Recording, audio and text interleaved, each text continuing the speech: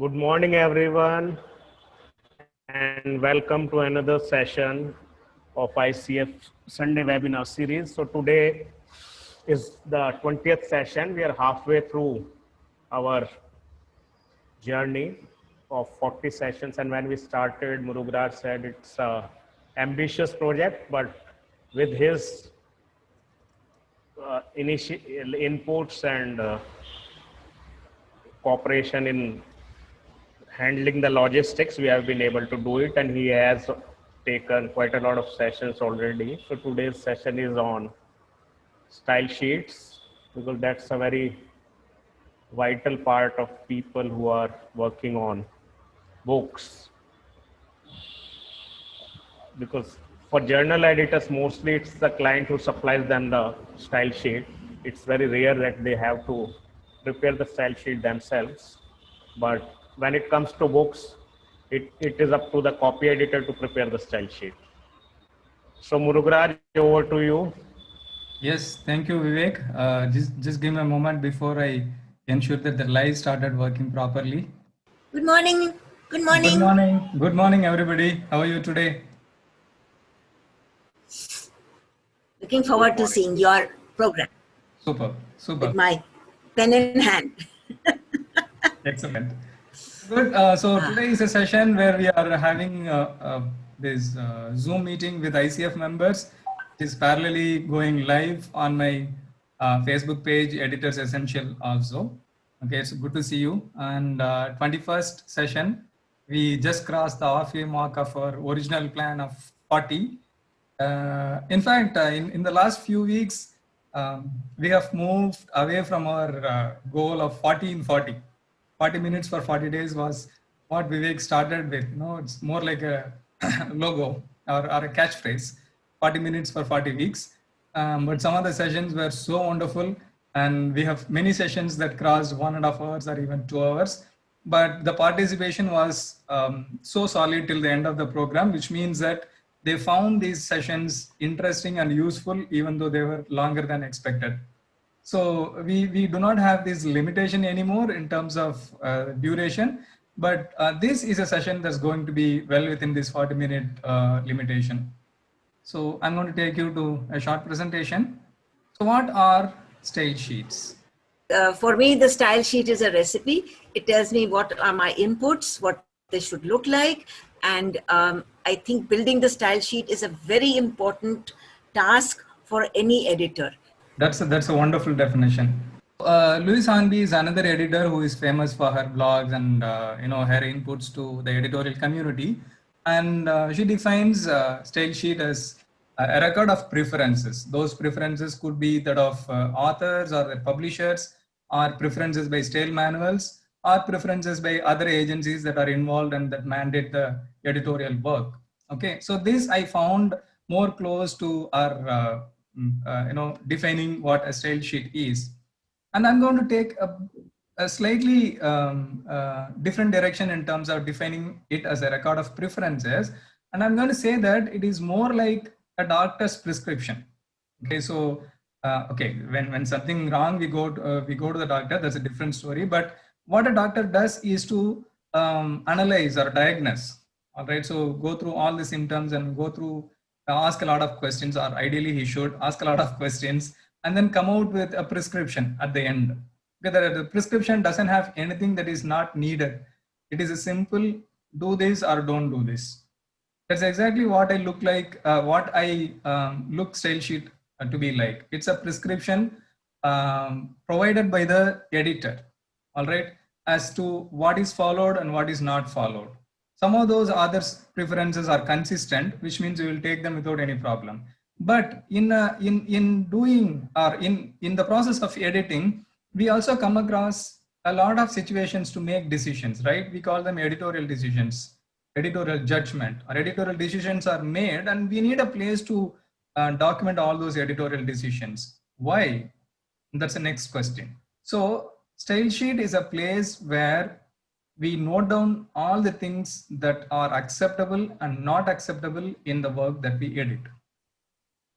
So the next question is, how does a style sheet differ from style manuals and house styles?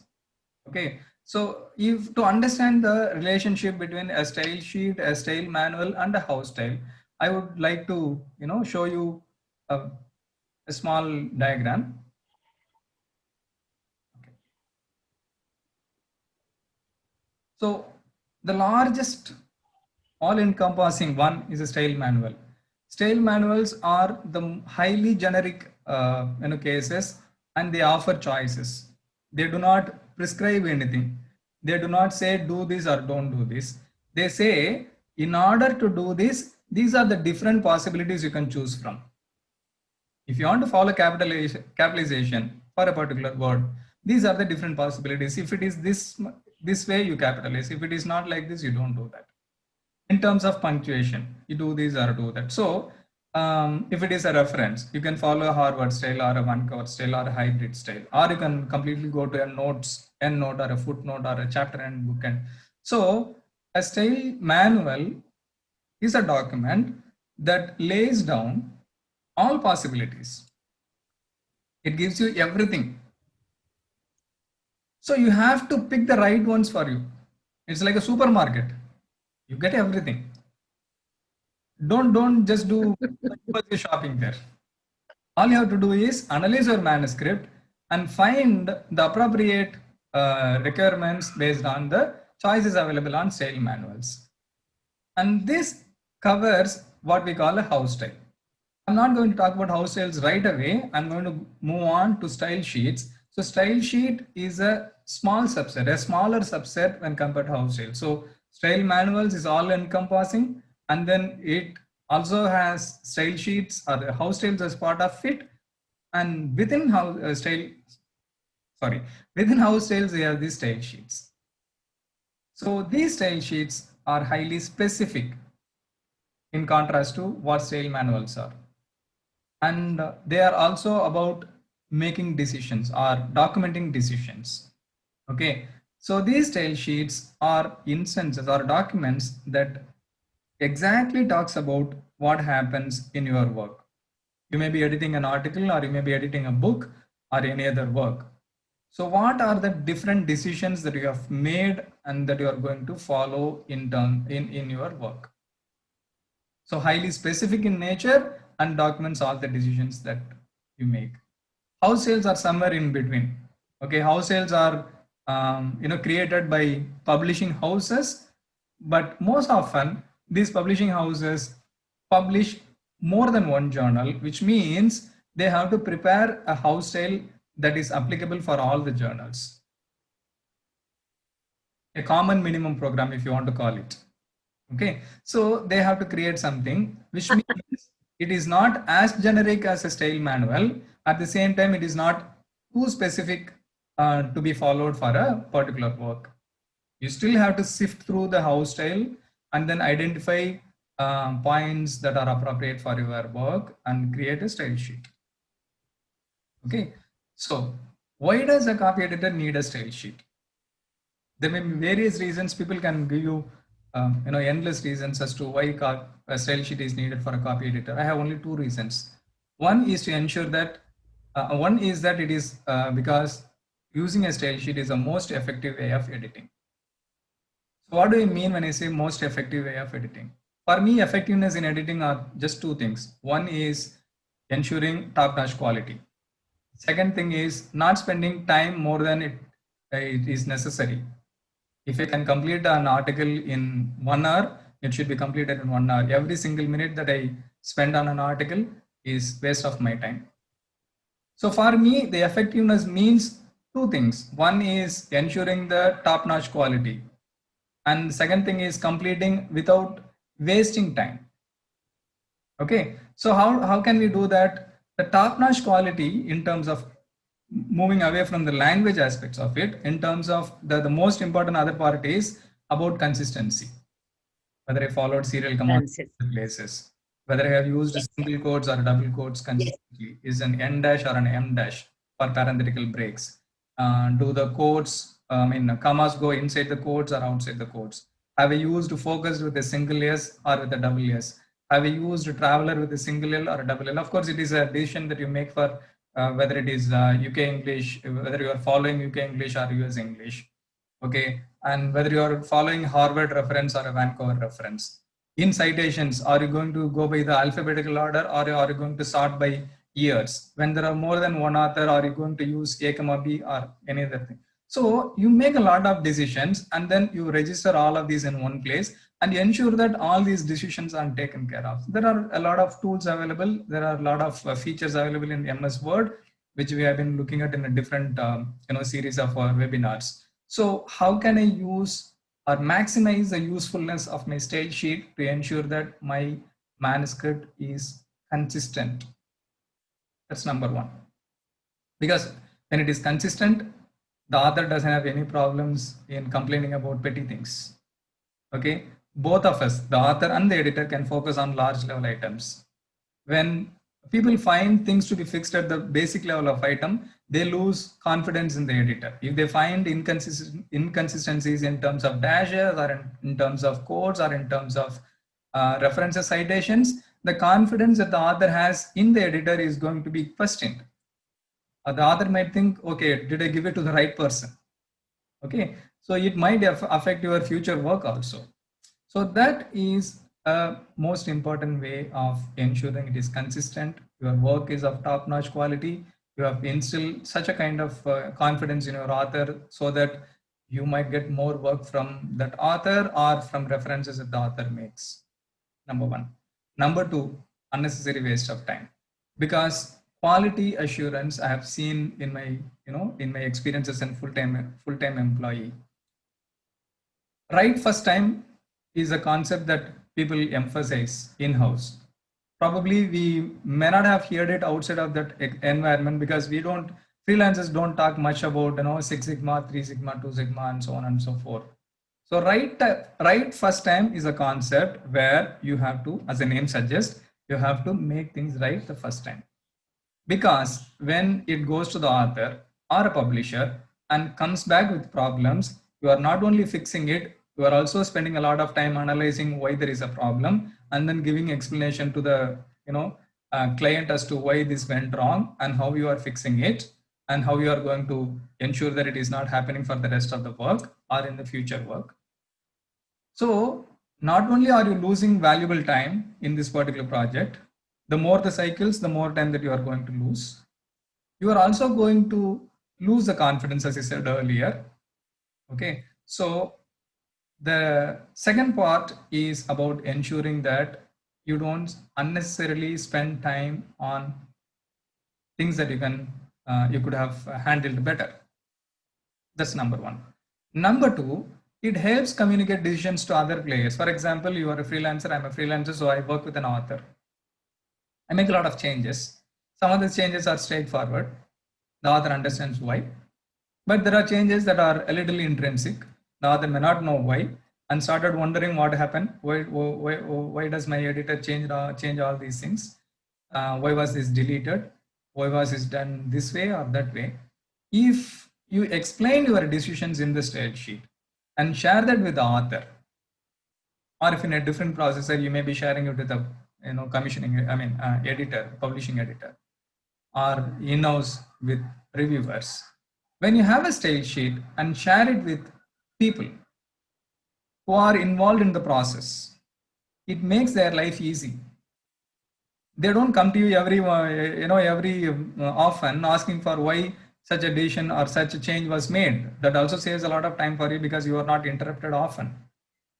So it is a useful tool to communicate your decisions to the various players that are involved in the workflow. To me, these two are the most important reasons why a copy editor should maintain a style sheet for every job that he or she does. The final question is what to include in a style sheet. Okay, it's a little exhaustive. There are so many things that wanted to include.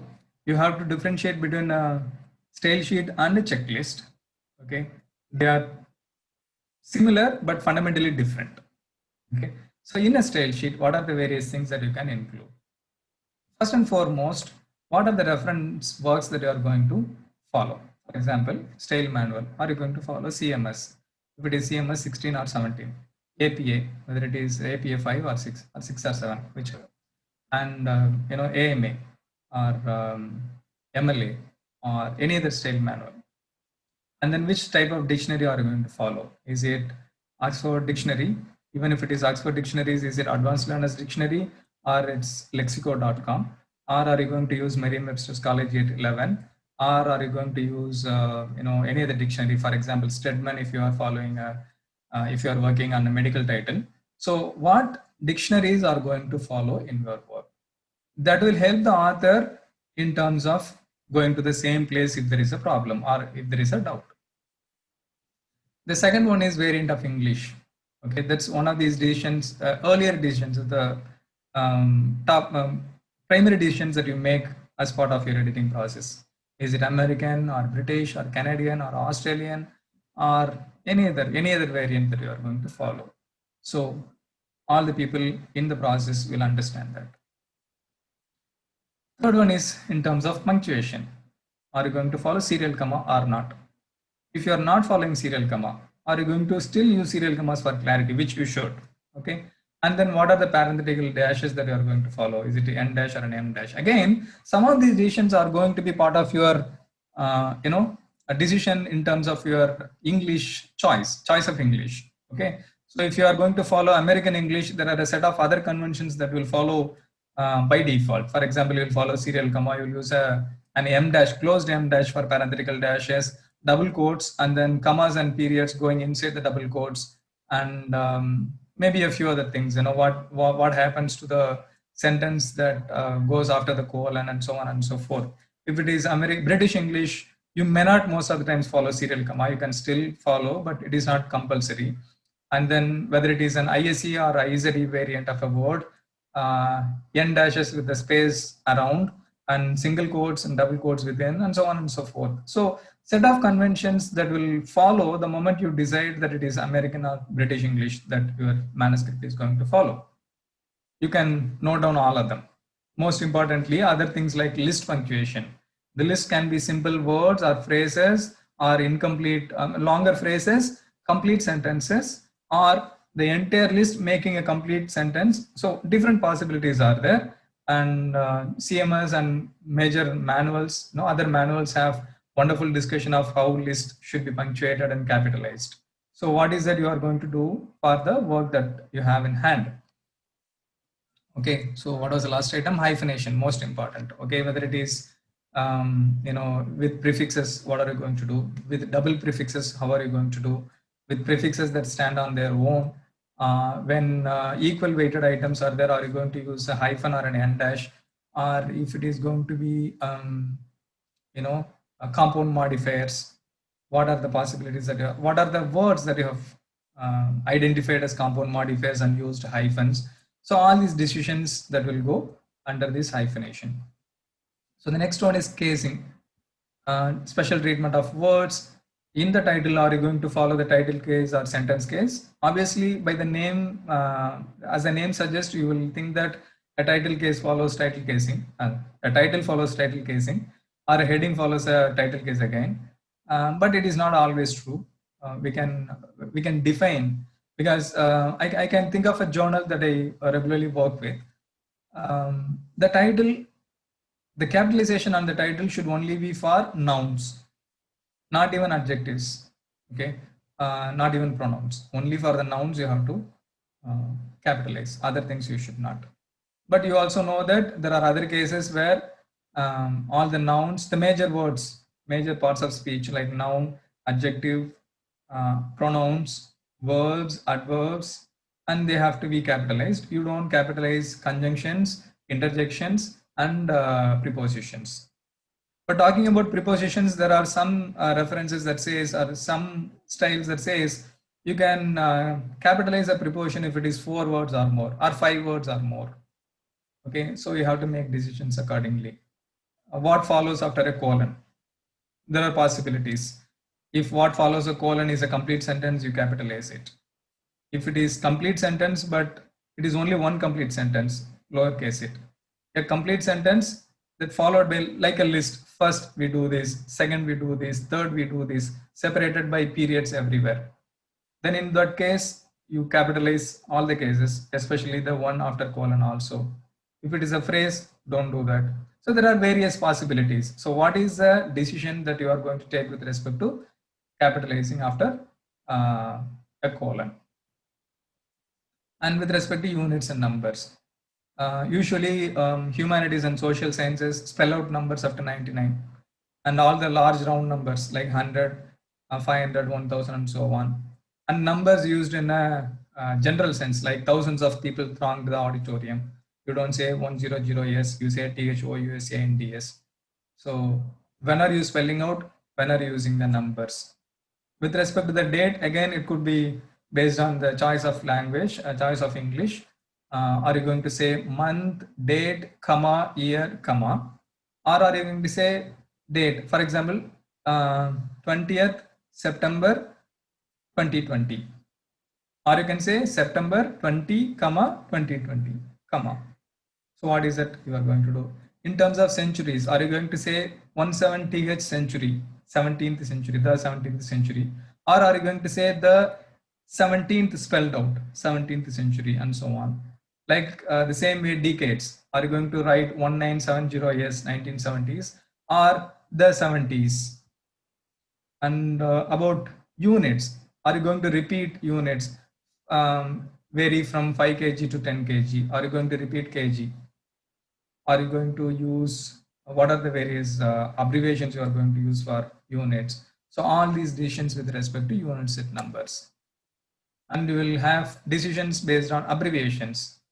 What is the criteria? Usually when there is more than one instance of a term being used, you will define it in the first instance and then use abbreviations later. In a journal article, you will define abbreviations in the abstract separately from the body part. Some of the journals say that don't abbreviate if there are not more than 3 instances. If there are only 2 instances, don't abbreviate. Somebody else may say, do not begin the sentence with an abbreviation. Do not begin a paragraph with an abbreviation. Do not use the abbreviation in the title. Do not use abbreviation in the headings. A lot of possibilities, a lot of styles available in terms of using them. How are you going to use plural forms? When you say NP is an abbreviation for nanoparticle, are you going to use NPS when you say nanoparticles? Or you define nanoparticles in the plural sense as NP, which means any later occurrence of NP will be treated as plural. The verb has to be plural. All the pronouns have to be plural, everything. So you have to ensure that that appropriate plural form is defined and used elsewhere. So, and you can add, in fact, most of the journals or most of the authors, publishers would say, do not define very commonly known abbreviations. So what are the common abbreviations that you did not define? You can list it down here. The other abbreviations, you can list it down as a second column. So that's another possibility. You can include other usage, language usage, like are you going to allow split infinitives? And some of these are myth. For example, people say don't begin a sentence with and or but. It's myth. You can perfectly begin a sentence with an and or a but. You can end a sentence with because. You can use however in any part of the sentence. But still there are preferences by publishers that says however has to be in the middle of a sentence. You cannot begin a sentence. Nobody knows why. Maybe they can go to some obscure reference that says however should not be used at the beginning of a sentence. So it has to go near the verb that it modified. And talking about modifiers, they say modifiers have to closely follow the word that modifies, especially with verbs. But there are different possibilities. You can keep the modifiers in the beginning of a sentence, near the verb, or at the end of the sentence. And distinctions you can make, like compared with and compared to. In scientific writing, not much difference is made, but there are few people still who differentiate compared with and compared to. Compared with is more for quantitative comparison, compared to is more for qualitative comparison. And relative pronouns, that and which, for restrictive and non-restrictive senses. Are you going to change if when it means whether? Okay. And use of contractions, are you going to allow it? If it is kind of semi-formal text, you can allow it. But if it is a completely formal text, you may decide not to use contractions. So all these notes and many others that you can you can list under usage. And finally, this style sheet has an alphabetical list of words. Okay, that says under A, B, C, D, E, you will list down words that are unique to your project, words that are capitalized, words that are hyphenated, words that are, let's say, set in lowercase, um, an abbreviation that has an and before it. Okay, so all of these things, unique places, timeline, if you are using fiction, even fiction, so you may add timelines, you can add character names and add some notes about character names. The most important point is some of the work that we do can be completed in one sitting. You take an article 15-20 pages, you complete in 1 or 2 hours, you are done with it and then move away. So you don't have to worry about remembering them or recalling them later when you edit. But when you edit a book, maybe 400 pages or 1,000 pages book, you will do the editing part for well over 15 days. You have to remember every decision that you have made over these 15 days. How can you do that? Style sheet is one possibility. You can note down all these decisions in the style sheet. So you complete today's work. Let's say at 5:30 you wind up. Tomorrow you are going to start the work at 10 o'clock. Before you start the work, you go through the style sheet. It's like recalling before you go to the examination. You recall this, you review the style sheet, and then the decisions that you made, okay, so they are refreshed. So you go to the work, you understand what you are going to do. Alphabetical list of words is another wonderful idea to include in that aspect. Finally, what are citations and references? As I said earlier, are you going to use numbered citations? Even their numbered citations, are you going to separate, how are you going to use them? Are you going to use them in the subscript position or within square brackets inline? Or are you going to use author name system? And in which order you are going to use, and so on and so forth. And samples of all these reference entries. If it is a journal reference, how am I going to format it? If it is a book reference, how am I going to do that? So you can take a sample for each of the reference entries and then list it down, so that once again, it is a very good idea to share it with the author or the publisher so that they will understand the formatting of references at the end. Okay, so these are some of the things that can go in your style sheet. Most of the things that goes in my style sheet. And before I move on to further reading, I wanted to talk about some external help that you can get in terms of style sheets. Okay, so we see that there are a lot of tools available. Okay, may I ask you to unmute your screens and unmute your video, please, all of you.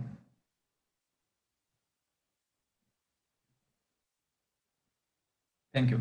So what are the various tools that are available for us? Okay, so the tools that are available, there are Grammarly, there are many other things for grammar and other things. But there are few, I can say there is one tool available for styles. Okay, yes, is one tool that I can find that is more appropriate for. Okay, so perfectly that can do as the site, and I have used Perfected, and it does a wonderful job of most of these consistency problems or taking care of consistency problems. Okay, for example, headings, capitalization in headings, they check consistency across. And we have also seen how table of contents can be created, and then the consistency across the headings can be checked in one of our earlier sessions, if you remember. Okay, and with abbreviations, okay, are they going to take a period after? Are you going to say U.S.A. or are you going to simply say USA? If there is a mix of usages, that will highlight. Not only highlight, they will also ask whether they can, the tool can fix it. You can say that you can fix in other occurrences, so it will fix in other places where U.S.A. is there. And they check citations of tables and figures. There are 5 tables, 4 citations. They will tell you that citation for 4th table is missing. So you can either insert or you can ask the author to insert somewhere. And same case with figures and word preferences. And you can create a style sheet of your own. For example, with words, with abbreviations like I.E. do you want to follow that with a comma or not? With E dot G dot, same case. Do you want to follow it with a comma or not? So you can create a style sheet, make that as a template in Perfectit, which means next time you run Perfectit, you can use that style sheet. So you don't have to worry about many of these, minor items to remember and then implement. Okay. So I found Perfectit to be a good addition. I think it costs around $40 to $50 for a year.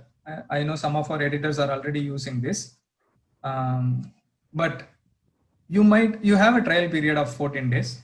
You can download it and use it in your work and find out if this is useful for you. It is not necessary that you should use a tool. You can do it hard way. You can create a checklist based on the style sheet and go through each of the points at the end of your work and ensure that your work is consistent, internally consistent. That's the most So important. what is the tool's name again? Perfectit. Perfect. You want to perfect it. That's it. Okay, there are a lot of other tools available, but they are all language based. I find this to be the one tool that focuses on consistencies rather than language. Okay, and I invite members to share any other tools that I might have missed and share it here so that we all will get benefited. Okay, so that is what I had in mind to talk about style sheets today. We have 7 more minutes for 40 minutes, so the forum is open for you. So I want to ask, you said we use variant of English like American, British and Canadian. Okay. So in most of the dictionaries, I particularly use lexicon. So there I find only US and UK references. I haven't seen Canadian references. I haven't seen them saying that this word in Canadian is spelled like this. Okay. Where do I find that? In fact, Grammar. It's Canadian grammar. It's not so much Canadian spelling. Okay. in fact, there is Certain very grammatical usages are all right in Australian or Canadian English. I see. It is a grammar, it is a usage, it is a phrase. It is not spelling only. Okay. Talking about that, Canadian, Australian, see, there are only 2 major variants in terms of language, in terms of English. One is American, the other one is British. All the other is a combination of either of these two at some proportion, 50-50, 60-40, 70-30 in one way. Yeah. Okay. So you also can, I'm using UK with Z. That also is a variety. A modern variety of UK English is UK with Z. ZE, IZE. Yes, that's right. So you can choose, some of these dictionaries have variations for Canadian and Australian. Okay, so American, British, Canadian, Australian are the 4 major variants. Okay, US and UK dominate the scenario. And Canadian and Australian are more specific for their domains. They are specific about this particular requirement. In India, we don't really bother about that. Okay, most of the times it is British, but it could be American if it is more technology oriented. Okay, so these dictionaries also offer choices. You can choose the type of dictionary that you want to follow and then use it. Possibly we can add a few more links to, for example, if I remember, there is a dictionary called Macker Dictionary for Australian English predominantly. So you can follow that. I can't immediately think of one for Canadian. I think Oxford Dictionary has a variation for Canadian English. I'll try to, collate them, possibly share it in our group later.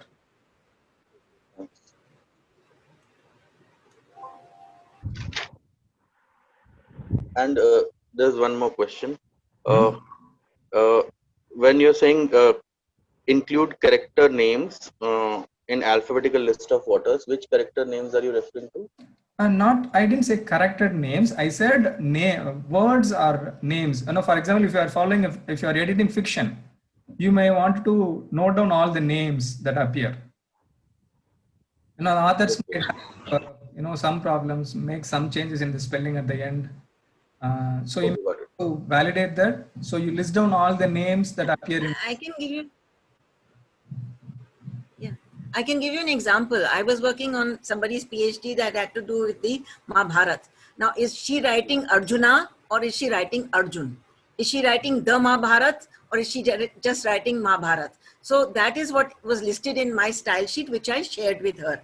Because That's she, an being the excellent example. doctoral candidate, has to know what I am going to do. And I insisted that the Mahabharata comes in the italics everywhere. And Arjuna will come with an A. Because we're writing Mahabharata, then it will be Arjuna. And Karna, not Karan. This PhD was about some character. Of course, I will not share what it was about, but these were the things that I had to mark in that, the names. And then That's there a are so wonderful many names example. of Arjun. There are so many names of Krishna. That's what you have to include. Sorry, Right. forgive me. I was about to say that it's a wonderful example. Thank you for sharing. Right. Thank Murugaran, what about capitalization and all that? Would that come in your style sheet or not really? Yes, yes. I mean, You know, actually, whether you're deciding to. casing, I listed casing as a separate entry. I wanted. Okay, right. I forgot Okay. that. Lowercase, uppercase. I didn't get that right. Okay. So what I have in mind now is to share you a template. Okay. Where is it? Can you see the style sheet template? A Word document now? Yes, yes. Okay. you. It's visible. Yeah. So Yes. the first one is It's reference. come. It's in the same order as my presentation. Reference work. What are the different reference works that you are going to follow? Decisions with respect to punctuation, with respect to casing, units and numbers, abbreviations, usage, reference and citations, sample entries for references, word list, and then that's it. Okay. So I'll share this template also in some way to the group, and that will also be available in my blog page. So you can download it and then modify it to your needs and needs. Yeah. Murugaraj, this type of a style sheet can be used for fiction editing as well, or do we need to make certain With changes some in this?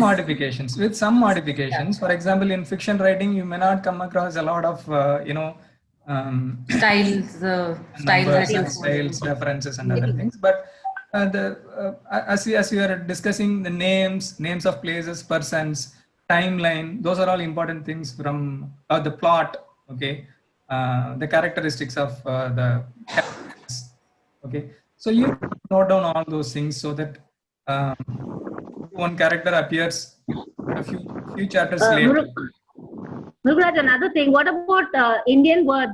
Whether you want to italize Indian words like vada pav or idli sambar, you want to keep it as That's a good point. italize. Do you include that?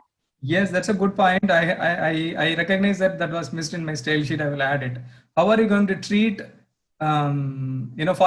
foreign words? Okay, some of the foreign words are already part of English. For example, a priori, in vivo, in vitro, all these things. They are Chai, used, especially. chapoy, veranda. Those are already in English.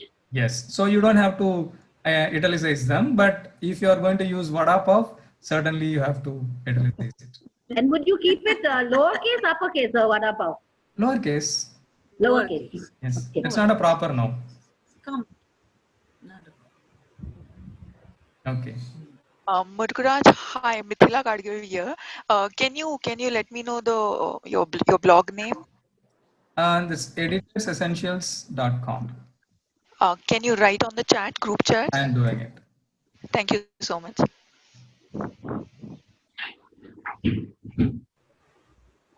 Hi everyone. Am I audible? Yes, yes. Hi Murugaraj. So today I'm just not able to put on my video. Thanks at all. Thanks a lot for this wonderful presentation. I just figured out that in the last book I edited. In fact, I'm doing it.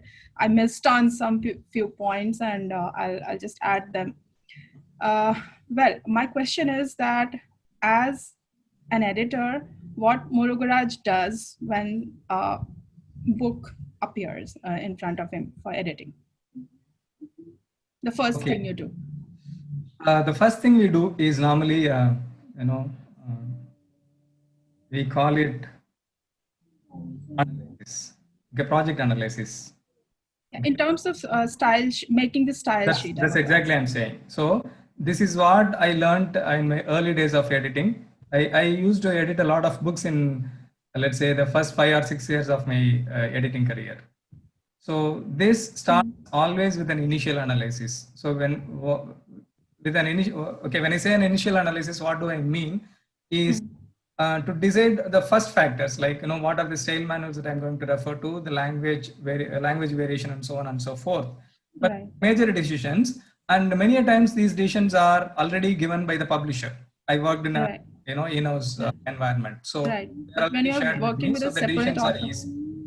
Sorry? When you're working with a separate, like individual Yeah, that's author. all. I'm coming to it. Okay. So whether you are going to work with publishers or not, so these are the decisions that you are going to make. If you are working directly with an author, you can ask the author where he or she is intended to publish. Has the author already found the publisher?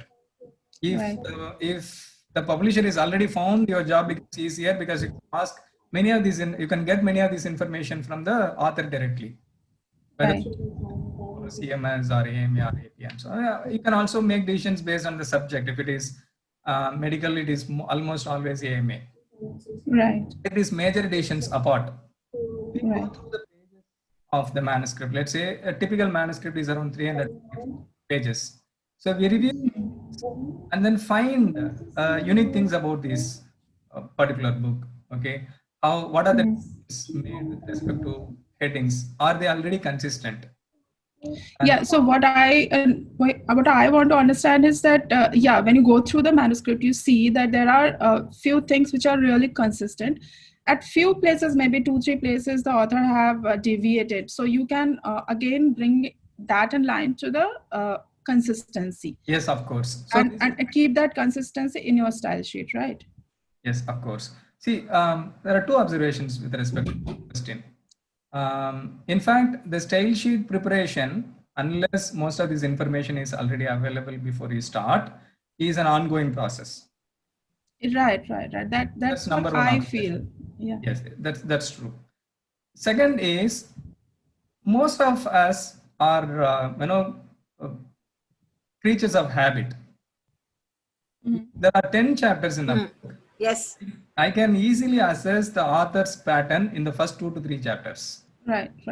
Okay.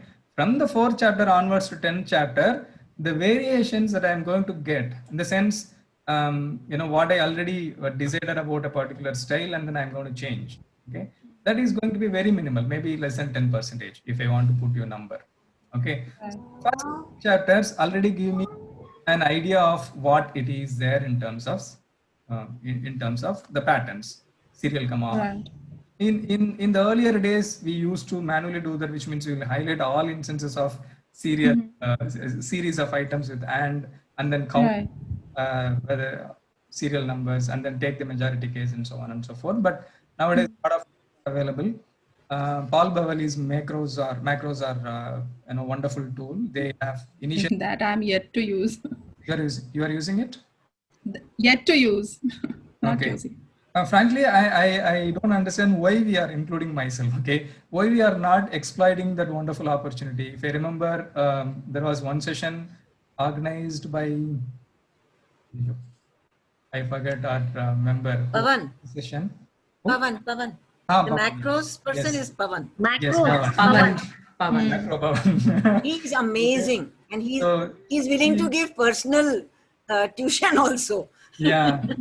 In fact, Pavan is very. Because he is following closely Paul Beverly. Paul Beverly is also doing it out of charity, right, for editors. He doesn't charge anything. He created a wonderful collection of macros and then make it available freely for everybody. Okay. Yeah, right. We have to start utilizing or exploiting these choices. These are available for us. So these tools, our job of initial analysis becomes much easier and much faster. And there is very possibility that we go back to our decision and then change it.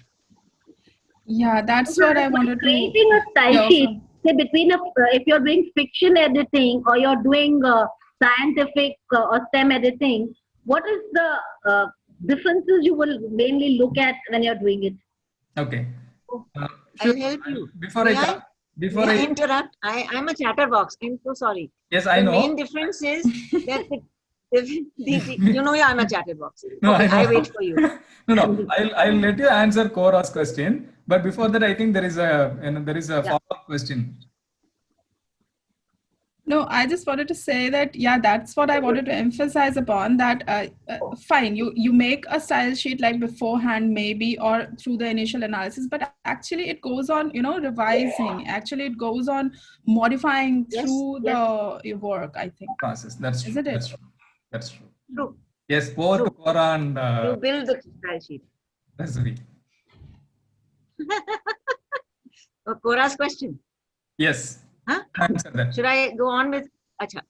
Cora, dekhiye, when we do this fiction, you'll find that the person was tall and he had a long nose and he wore kurtas. And that is something about his personality that he may be throughout. Now, when he doesn't wear a kurta, there will be some kind of narration why he didn't wear a kurta that day. That's one thing to do about fiction, a consistency about a character, a consistency about a location, a consistency about habits, that things happen in a particular way. That happens in fiction. Now, when it in technical writing or academic writing, then we have another kind of paradigm where we have to be consistent about a specific way that a thing is presented. For example, I worked on something to do with business schools in some part of the country. Now, it was about governance. Now, because the whole book was about governance, I put that governance word in uppercase. So that was a selection that came in that particular term for a non-fiction work. In fiction work, you have to be very careful. It is like writing a script. There is something called continuity. The continuity is different than consistency, because in consistency, something remains the same. But a character can actually change. A character can grow her hair and start wearing a juda. So you will have to explain that she had long hair, now she is wearing a juda, whatever it is. But all these matters, these are features that have to be considered in fiction. These features will not happen in non-fiction because we will have a set of variables usually. I would like and to if the variables change, yeah, please, you complete, Miss. No, Please complete. No, I can talk forever. So please carry No, on. I just wanted to convey, because I'm doing the chemistry thing most of the times. So it's more about the units, the measurement units, the numbers, and how do you put them, like whether you capitalize, whether you spell the 1 to 9 or not. So these things become more important when you do the scientific things. So that's how it is. Yes, definitely. Units and usages they have to be consistent in academic and non-fiction writing. And in fiction writing, it is features of your character, of your location. Like the small examples are like whether between value of temperature and degree Celsius, you are keeping a space or not. Whether you are keeping a space between the value of weight measurement and kg or not, whether you're capitalizing K and small, keeping the G small or not.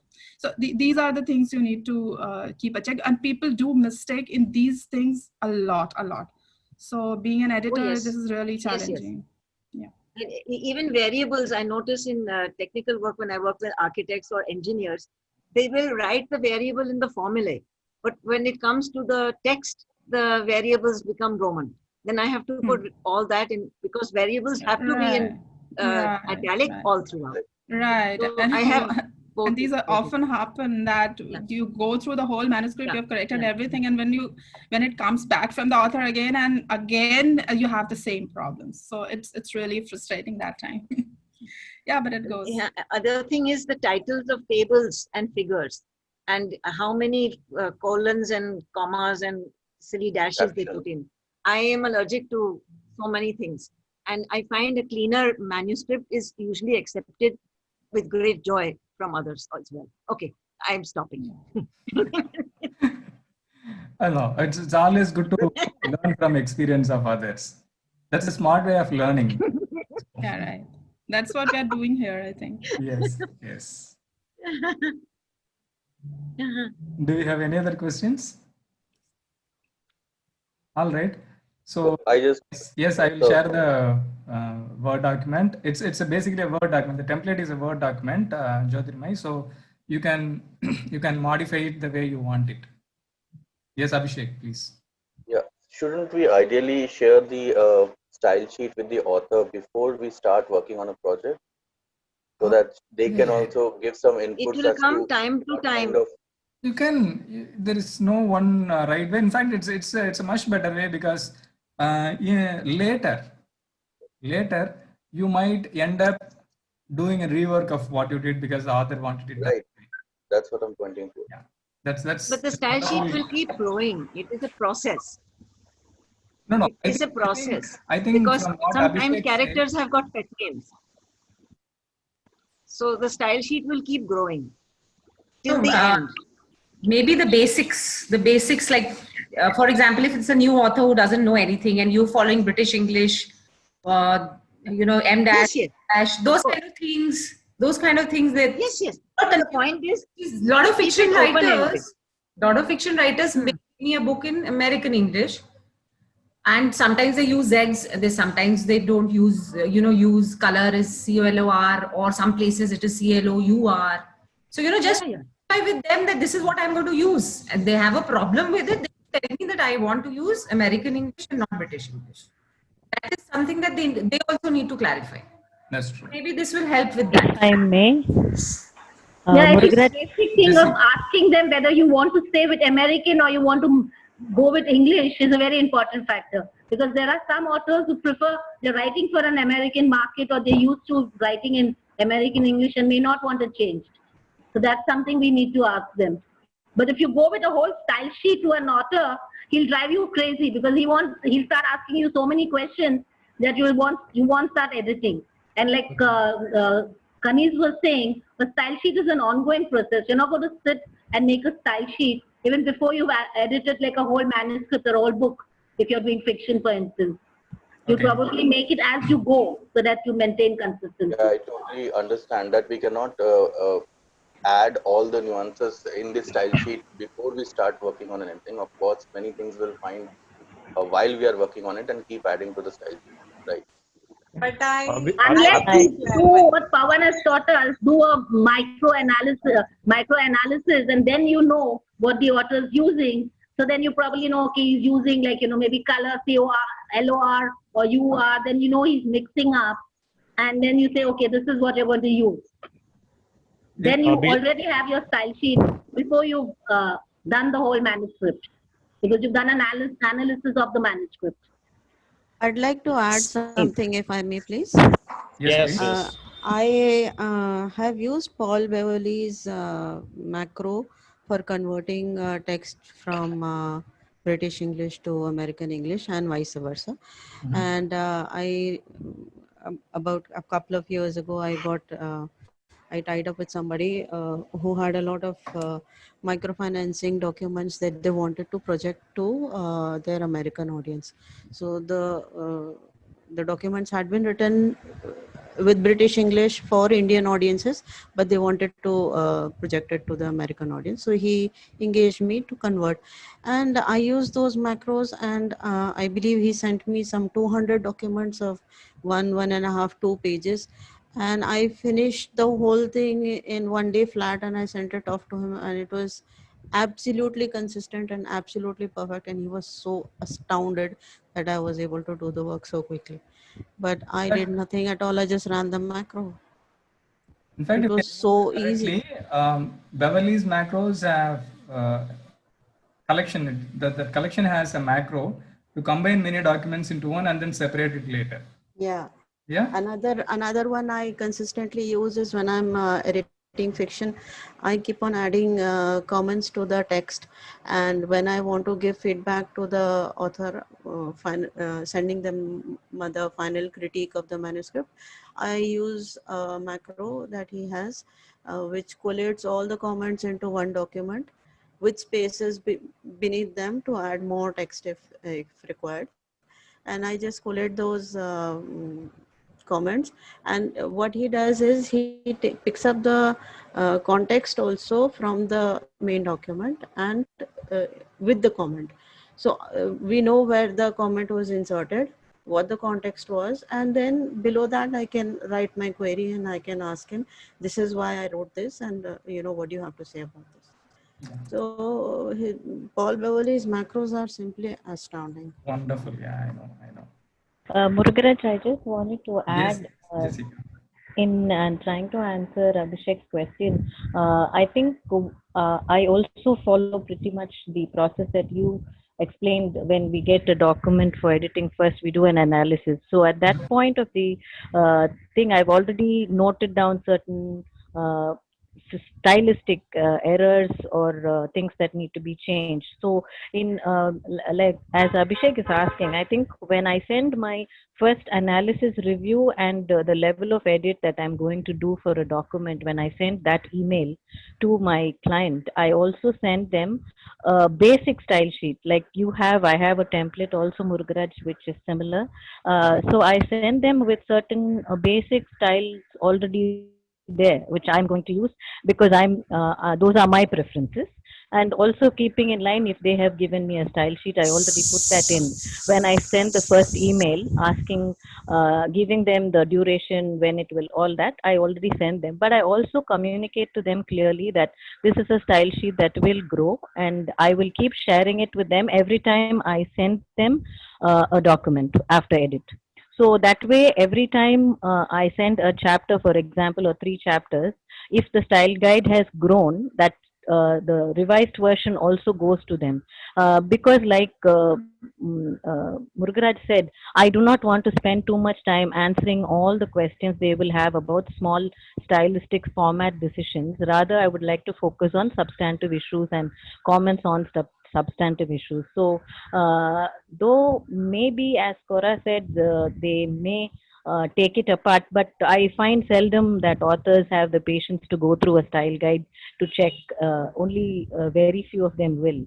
But if they have strong or violent objections, then at the beginning when you're sending them the first email itself, they will communicate that to you, and you don't end up doing all the work which you need to redo later on. So I think, Abhishek, it's a good practice, in my opinion, in my experience, to send a basic style sheet first, but with the proviso that it's going to keep expanding, and I will keep you updated as it expands, specific to that project.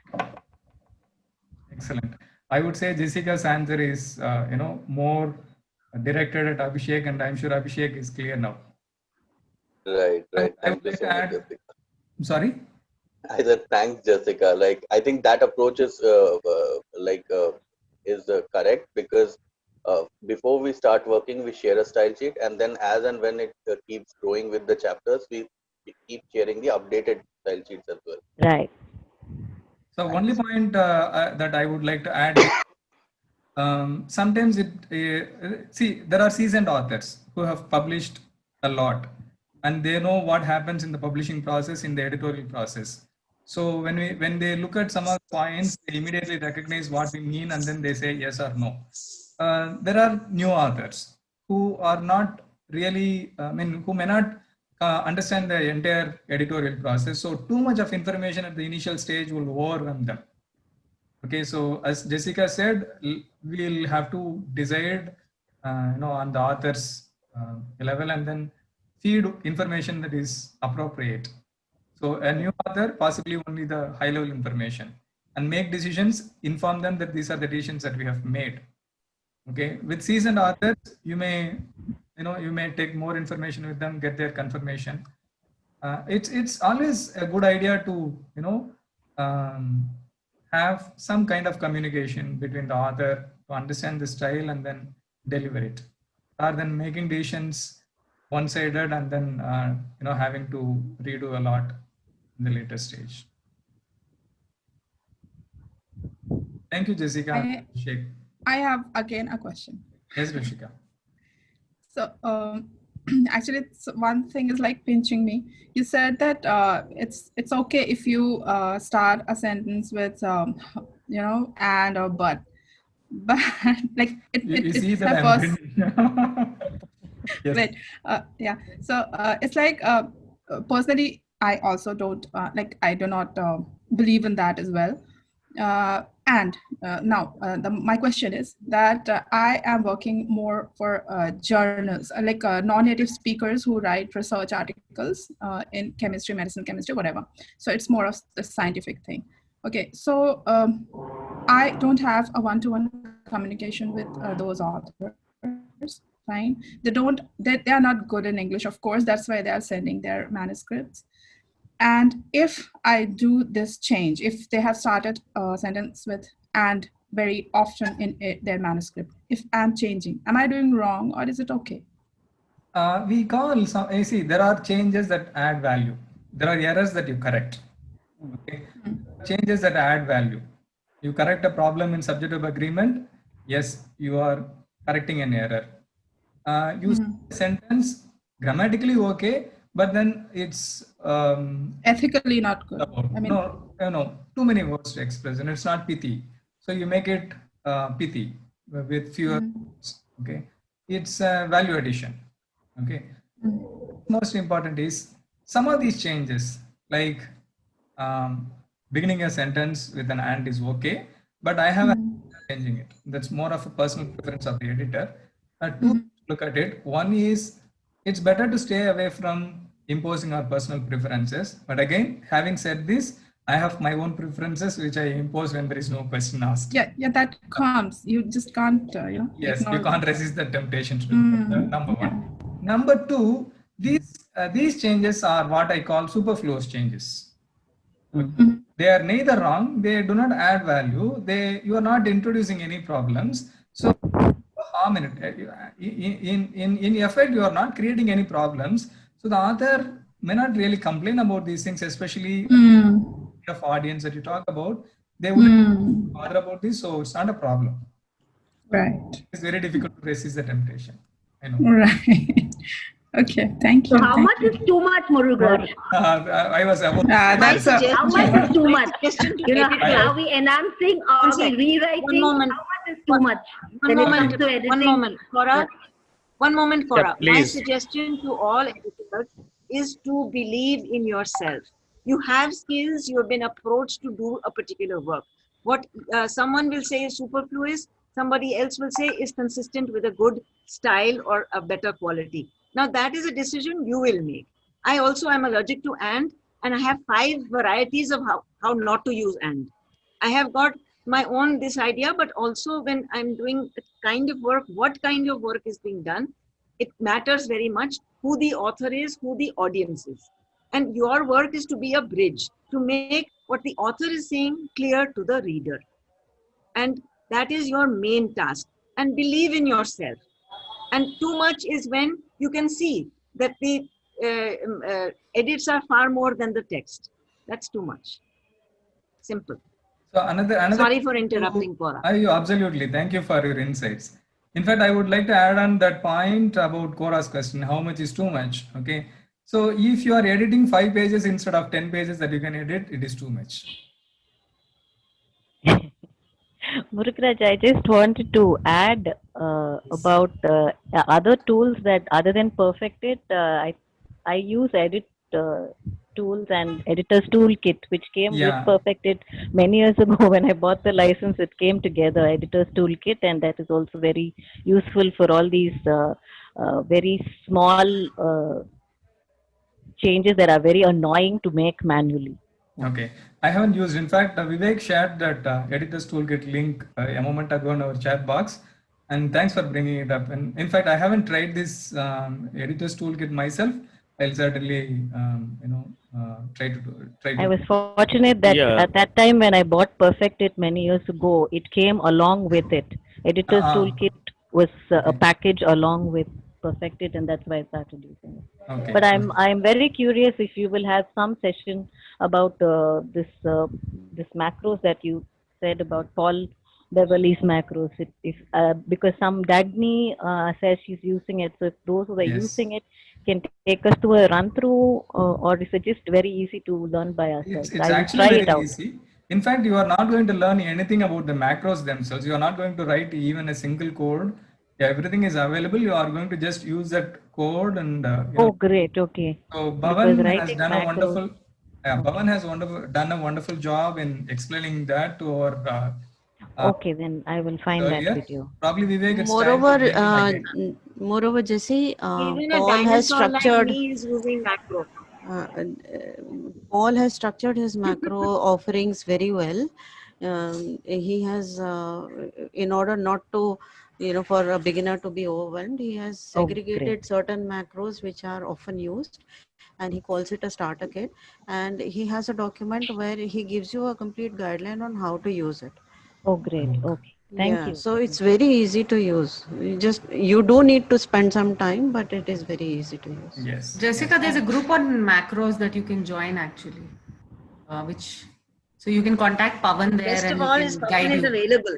All right. All right. Pavan addresses questions very willingly. Yeah, So he that's actually holds your hand and takes you through each and every step. Yeah, he does. That is what I really Yes. like about this entire Yes. group, actually. Everybody is so willing to teach. Thank you all. Yes. Yes. Great. My neck was saved today Suggestion. by Neerja and Anupam and Lakshmi and Prashant also. They saved me because my system was hibernating, and they told me how to do it, and now I'm with you all. Super. So you had to cope with this chatterbox. Sweet of you, Kanis, to mention it here. Laura, please. Yeah. Madhukar, maybe we could have a session between, the differences between the editing in fiction and academic, because we have fiction editors and we have academics. What really are the differences that in the way we both edit? I think Something along those lines. Vivek, we should Yeah, Vivek more like should a be on the side. panel discussion of fiction editors and non-fiction editors. And non-fiction, the nuances, the differences we both look at when we do it. Yeah, we can have no Initial problem. analysis, building the style sheet. Yeah, I've done Not both, the so I style like to sheets, do is this. the way we go about it. Like how in fiction we're looking at characters, we're looking at plot, we're looking at style, description, these kind of things. Whereas in non-fiction and academic, Chronology. watch out for. You're looking at headings, you're looking at. I don't know really too much about academic, but you're looking more about these things. So. No, so we kind of We will, understand the nuances Yeah, between different types of editing. Cora, we will cover everything. We will Yes. keep on having these sessions as long as everyone keeps on coming. We have had only 20 sessions till now. It's a 40 session series and So can be 40 plus extended more. even after that. So, and we are having Saturday interview sessions also. So this question or this topic can be addressed there as well. That is I think another ICF forum, is another serving a platform where very we can important discuss. social purpose. Yeah, I social absolutely purpose of agree. ICF is You always wonder what is it? Would one be able to edit an academic paper or a journal, or how much more do you really need to know? Cora and vice versa. I would shudder at trying to edit a fiction because I only edit academic. Right. Yeah. Vivek sir, I had no choice. In-house, whatever I was given, I did. And I learned how to do it, how I did. I mean, good, bad, No, indifferent. whether, one But is if- manual, one needs creative thinking, that kind of differences. Like, if you know your rules, is academic easier? Like with fiction, it's not so much about rules as about, being creative. So those kind of nuances. Correct. I think creativity is Divya, part of both. Yeah, Divya, I think she wanted to ask something. Yeah, sir, I actually wanted to know about the interview series that you are conducting. You just mentioned the name of the person who will be interviewed. Could you please let us know a little more about that person? Surit Das.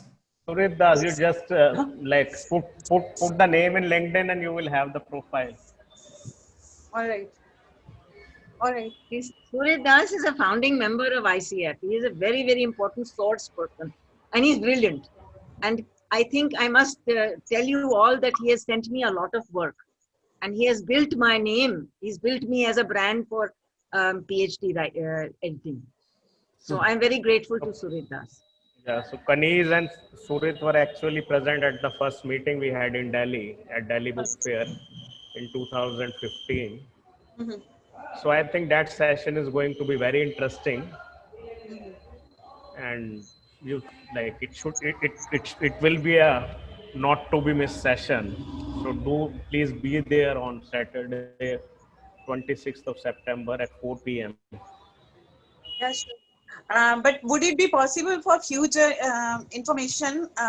Would it be possible for you to add it in the link itself about somewhat details about the person for the new, like me? I am new to this. We can maybe just provide the ID, like the link, LinkedIn link, Yeah, that should be fine. so that you Yeah. by clicking there it will be easier for you. All right. Yeah. So Murugaraj, are we Looks like, done? Yeah, it looks like we are at the end. Yes, Vivek, over to you. Okay, thanks Murugaraj. So this was your 5th session or 6th session. Are you counting? I'm not really sure. I think 6. We are counting, Murugaraj. Huh? We look Yeah. forward to more of your sessions. Yes. That's right. Yes, I'll be happy to. yes. I'll be happy to. Thank you so much. Thank you all. You are so Have a good- systematic and so clear. Yes, I Thank do you. agree. As always, Murugaraj is always very clear. Thank you very much. Have a wonderful Sunday ahead. See you Yes. next Saturday. Bye bye. Thank you. Bye, Bye bye. Alvin. Thank you so Bye. much. Thank you, Guys, everyone. thank you. Thank you. Okay, bye. Okay, bye, Bye, everyone. everyone. Yeah. Bye, Thank you, everyone. Vivek ji. Bye bye. Thank you. Bye, Vivek.